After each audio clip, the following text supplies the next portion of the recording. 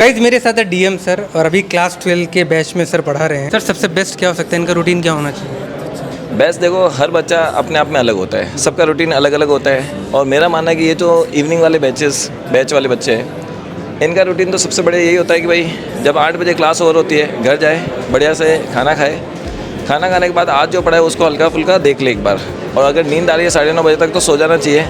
मेरा personal opinion है ये, ठीक है ना। रात को जैसे आँख खुल जाती है, जो पढ़ने वाला बच्चा होगा उसकी आँख खुलेगी, रात को 2-3 बजे भी आँख खुल जाए तो उठो और उठ रात में पढ़ना चाहिए, क्योंकि रात को अधिकतर दुनिया सोती है तो उस समय अपने को क्या कर लेना चाहिए, पढ़ लेना चाहिए।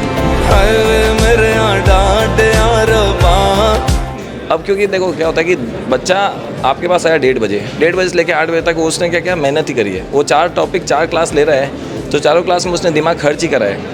अब उसके बाद आप सोचो कि शाम को रात को 9 बजे बच्चा पहुंचने के बाद खाना खाने के बाद क्या करे, उसमें स्ट्रगल करे और उसी को और पढ़ ले, तो फिर उसका दिमाग इतना काम नहीं करेगा, प्रोडक्टिविटी नहीं आएगी।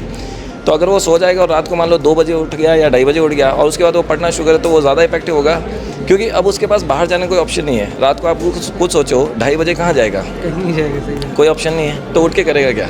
हॉस्टल वाले बच्चे सो रहे होंगे, वो अपने उठ के क्या करेगा, पढ़ाई करेगा।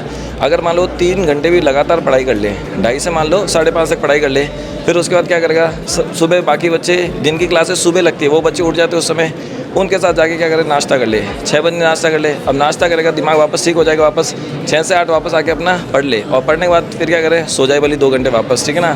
फिर हाँ, फिर से फ्रेश हो गया, फिर बाद में उठने के बाद 1 घंटा, मतलब नहा धोने के बाद वापस क्या करें, पढ़ाई करने बैठ जाए 1 घंटा। फिर मैथ्स में लंच मिलता है, लंच कर ले टाइमली।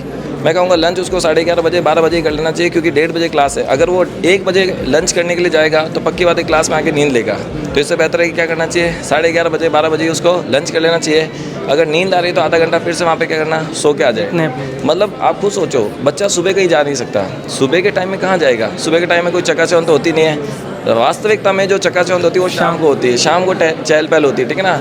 तो शाम के टाइम ये बच्चा अगर हमारे पास है, इसका मतलब क्या होगा, शाम के टाइम में इसने जो टाइम वेस्ट करना था वो टाइम क्या कर लिया, इसने यूज़ कर लिया, और सुबह के टाइम वैसे भी कहीं जाएगा नहीं, तो सुबह भी टाइम यूज़ होगा।